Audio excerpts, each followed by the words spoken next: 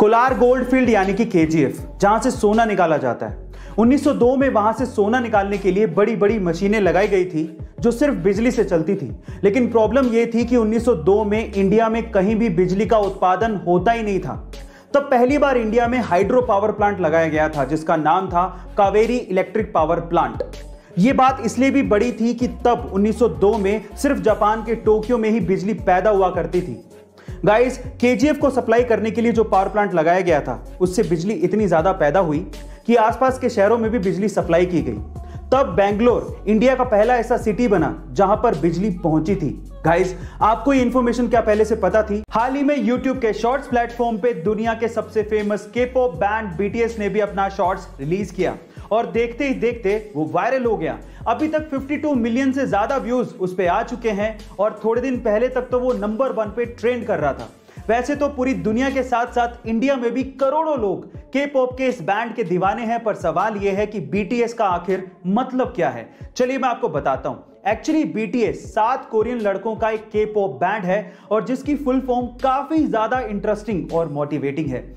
BTS का full form है Bangtan सोनिएंडन, जो कि एक कोरियन लाइन है जिसका हिंदी में मतलब है गिरकर फिर से उठना। तो चलिए गाइस, फिर से उठ जाइए और बीटीएस के इस डांसिंग चैलेंज को एक्सेप्ट करिए और अपना पहला डांसिंग शॉर्ट्स बनाइए, because You don't need any permission to dance। अक्सर हमारे समाज में जो गोरा है उसे खूबसूरत मान लिया जाता है और इसी वजह से हमारे देश में फेयरनेस क्रीम्स बहुत ज्यादा बिकती हैं, जो कि गोरा करती हैं या नहीं वो तो नहीं पता, लेकिन हमारे गोरापन पाने की चाहत का फायदा उठाकर वो करोड़ों रुपया कमा जरूर रही हैं, जिसमें उनका साथ दे रही हैं बहुत सारी सेलिब्रिटीज। लेकिन हर सेलिब्रिटी एक जैसी नहीं होती। उन्हीं में से एक है प्रभास, जिन्होंने 18 करोड़ रुपयों का फेयरनेस क्रीम का एक ऑफर ठुकरा दिया, ये कहते हुए कि खूबसूरती का गोरेपन से कोई लेना देना नहीं है।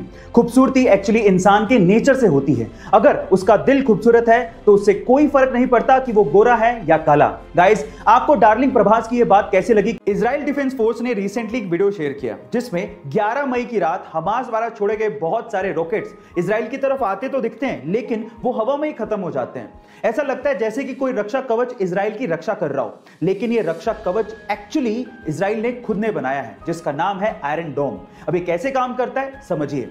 जैसे ही कोई रॉकेट इजराइल की टेरिटरी में आता है, इसकी भनक डोम के रडार को लग जाती है और डोम का रडार इसकी पोजीशन और इसकी टेरिटरी की इंफॉर्मेशन कंट्रोल सेंटर को देता है। अब अगर कंट्रोल सेंटर को लगता है कि दुश्मन का रॉकेट कहीं किसी रिहायशी इलाके या फिर किसी इंपॉर्टेंट बिल्डिंग पे गिरने वाला है, तो वो तुरंत एक कमांड रॉकेट लॉन्चर को पास करता है और रॉकेट लॉन्चर का रॉकेट तुरंत दुश्मन के रॉकेट को हवा में ही नेस्तो नाबूद कर देता है। गाइस, ये आयरन डोम की टेक्नोलॉजी आपको कैसे लगी चैट सेक्शन में जरूर लिखिएगा। भाई, जितनी तेजी से हम लोग आंख भी नहीं झपका सकते, उससे भी तेज एक बार एमएस धोनी ने ऑस्ट्रेलिया के खिलाफ मिशेल मार्श को स्टंप आउट कर दिया था।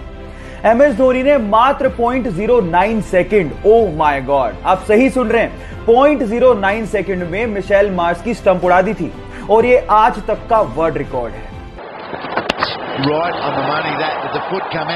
गाइस, तो सबसे तेज स्टंपिंग का रिकॉर्ड बनाने वाले एमएस धोनी के लिए, यानी हमारे माही के लिए, एक लाइक तो बनता है।